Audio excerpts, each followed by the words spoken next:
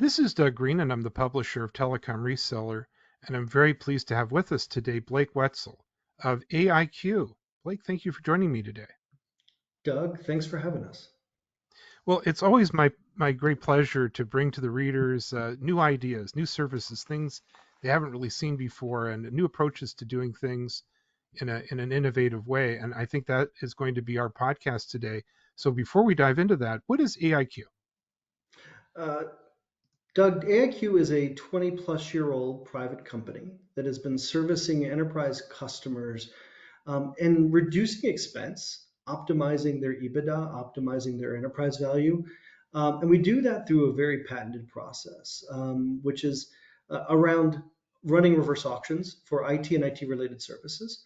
The great thing is it's on average over a decade.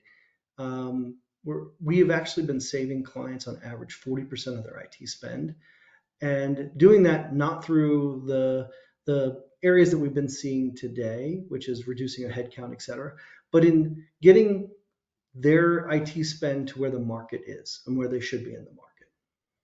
Blake, you just used an interesting term. What is a reverse auction? Say, reverse auction is we actually work with a client to identify the suppliers that they would like to invite to the auction versus just opening up an auction to everyone.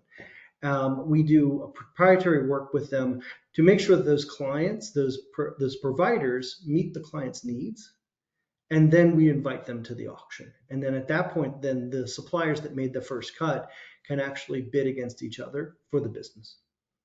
So are those among the reasons or the motivations that businesses engage AIQ? Completely. Usually, what they're looking for is we're dealing with clients who are actually at a point of stability or transition where they're actually looking for they need to increase their EBITDA, they need to lower their expenses, manage their expenses. It could be because of any number of different reasons. Uh, their sales could be slowing. They could be hitting a plateau.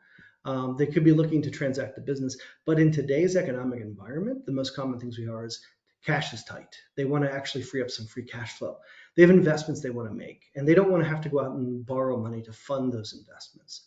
Or the fact is they just think that maybe because of slowing growth, that they need to increase their EBITDA as a percentage of their total revenues to either increase their stock price or increase their valuation. So are there specific technologies or fields of expertise that AIQ focuses on? We actually don't specifically focus on any one area. We touch almost 100 different categories in IT and IT adjacent spend.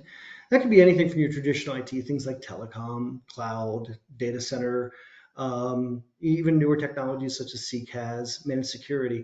But we also go into areas like managed managed BPO and outsourcing and billing costs and things like that.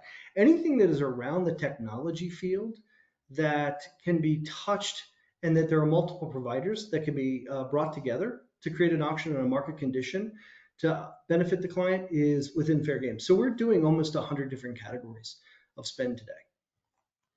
So what is the process your company uses to help your clients lower costs and also harvest cash? Yeah, that's a great question. So first thing we do is we come in and do an assessment with the client. So we pull their ERP data, and we do it in a very broad spectrum. We don't limit it to anything. We don't want them actually concatenating the data. So we look at the holistic spend of the company under NDA. And then we do an evaluation based off of the fact that we're running these auctions every week and we have a decade plus worth of data. We can actually assess this area of this particular provider, this area of spend. They seem to be out of market in that area. And we do all of that for free for the client. We assess that. We sit down with them and we say, here's where we believe the market opportunity is. Then we sit and talk to the client about what are their project operationally. Are they migrating to cloud? Are they doing anything operationally? Do they have M&A activity that they don't want us to touch? So we try to isolate things that are going to be disruptive to their business because we want to be valued into their business. And then we work projects with them. We pull their contracts in conjunction with them. We look at their invoicing. We do all the hard work and the evaluation of what they're actually spending and with the flexibility inside of their contracts. So their contracts locked in for 3 years. We go through a very detailed process with them. We actually have a number of patents on them. And then we sit down with them and we identify very specifically where we think we narrow that scope of where we actually can go and get savings. And then we actually pick the areas, we break them, we call them categories.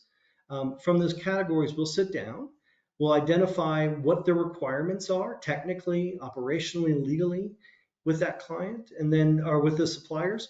Then we will go out and help find those suppliers. So we'll pull together our historical list of suppliers in that area.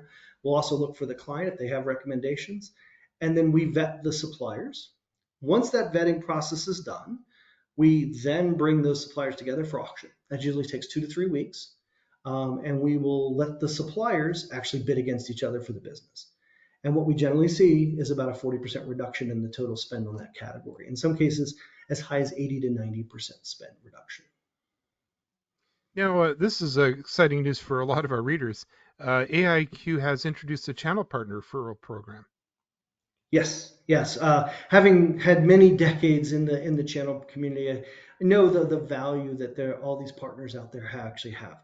So this is a unique style because we're not looking for the partner to actually go out and sell anything. We want them just to make the introductions to the senior executives. In a lot of cases, the CFO, CEOs, CIOs, senior executives inside the companies, where they think we can add some value. And then what we want to do is partner with those organizations and try to bring value and expand what the channel community will actually add into that relationship too. So they're bringing an added value resource, and that could be doing anything from just making the corporation more effective to actually freeing up funds that actually for other projects that they might have going on. So that reseller might actually have other areas that they can actually deploy that capital in conjunction with the client. So we wanted to bring those things together so we can actually create value on behalf of the supplier, and then they can get compensated for it. And that's how it works. In other words, the partner refers a client. You guys basically work with the client, and then there's some compensation for it all. Correct. We will pay the referral partner 10% of the fees that AIQ collects. Besides commissions, do your partners receive any ancillary benefits from participating in the program? They do. Number one, they get incremental insight into the total spend of the client, so they'll actually get more informed into what's going on with the client. But the other thing is they become a little bit. They increase that trusted advisor position that they're holding with the organization and their clients, so they can actually say, "Hey, we're bringing value, even though it's not something we're actually bringing to you. We're going to bring overall value in some areas."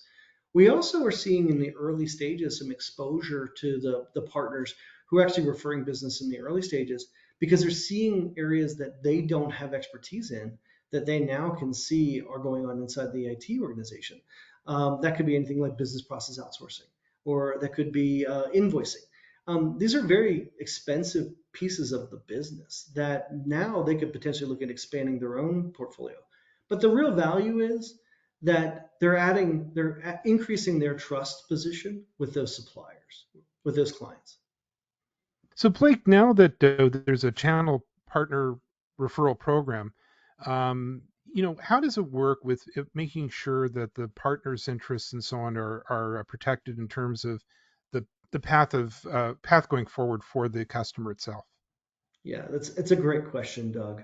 Um, the channel partner can actually be trusted based on our agreement that we are not going to disintermediate them and remove them out of the relationship. We want that to retain that relationship. They also they'll understand going into it that the organizations, if we decide to choose an area that they have actually accountability over, that they should be participating in that decision making with their client. So we don't want to take them out of that. One thing that AIQ does not do is make decisions on behalf of the client.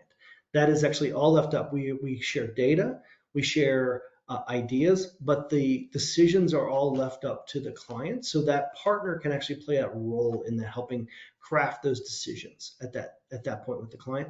But the other side of it is the way we've structured the agreement is if we continue to do projects over time, those partners are actually going to be retaining that relationship throughout that process. So we're not going to take them out of that relationship. We don't want to take over their relationship. We just want to actually facilitate getting the maximum out of what that client's spend is. So you keep your customer, you're participating in this process, you're compensated for decisions the customer might make, and you can go forward. Correct. Is there a kind of ideal when the partners are looking out there, and for other people looking to talk to you, is there an ideal customer, an ideal company that you guys really do well with? Yeah, that's a great question. Number one is we're generally looking at enterprise clients who have a tech-centric infrastructure. That could be anywhere from a software company to a logistics company, healthcare, et cetera. So anyone who is an enterprise client who has a tech-centric infrastructure. So they're going to be tech heavy. Number two is we generally look for clients who are actually about 100 million and plus in annual revenues. Then we have enough scale to be able to bring enough to auction. If they're too small, it's hard to create an auction in a competitive situation to optimize that spend. So you simply look at it, it's a $100 million plus enterprise client who has a very tech-centric infrastructure. Well, Blake, I really want to thank you for joining me today. This has been very interesting to learn about your company, to learn about your reverse auction process, and some other things about how you help people move forward and save money, and also about your new partner referral program. Where can we learn more? Thanks, Doug. I appreciate the time too. You can actually learn more on www.aiq.co or following us on LinkedIn. Blake, I'm looking forward to the next time we talk about this, but for now, thanks very much for joining me today. Thank you for the time, Doug.